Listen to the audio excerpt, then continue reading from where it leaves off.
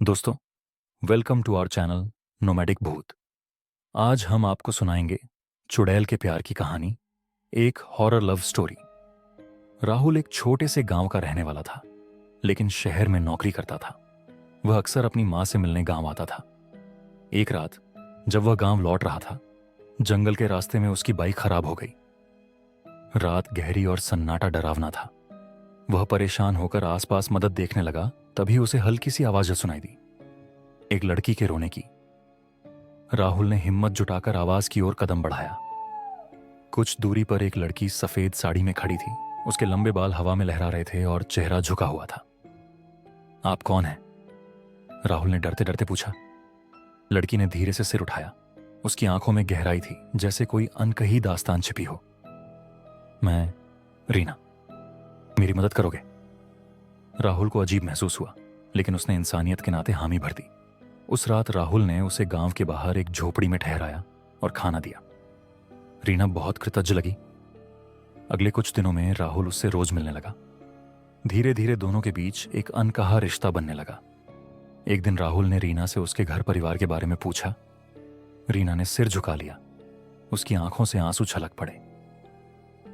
मैं इस गांव में नहीं रहती थी, लेकिन एक जमाने में यह मेरा भी घर था।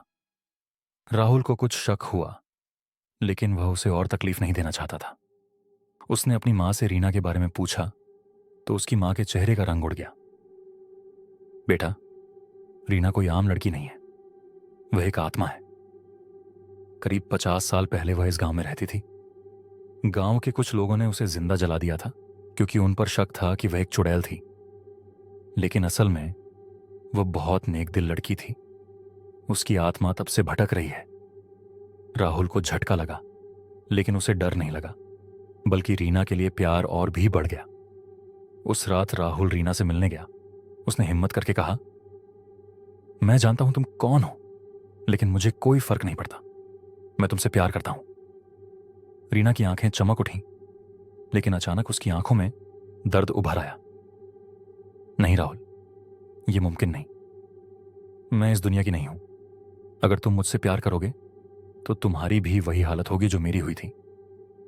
राहुल मुस्कुराया। अगर प्यार के लिए मरना पड़े तो मैं तैयार हूं। तभी अचानक हवा तेज चलने लगी, पेड़ हिलने लगे और चारों ओर अजीब आवाजें गूंजने लगीं।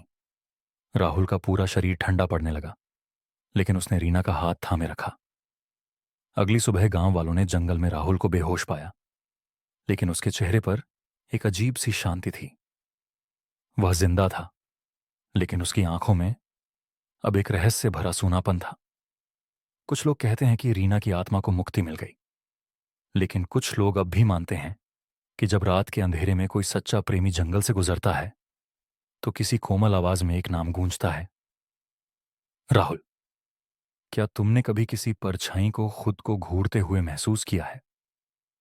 अगर आपको यह कहानी पसंद आई हो तो आप हमारे चैनल को लाइक करें, शेयर करें और सब्सक्राइब करें। धन्यवाद।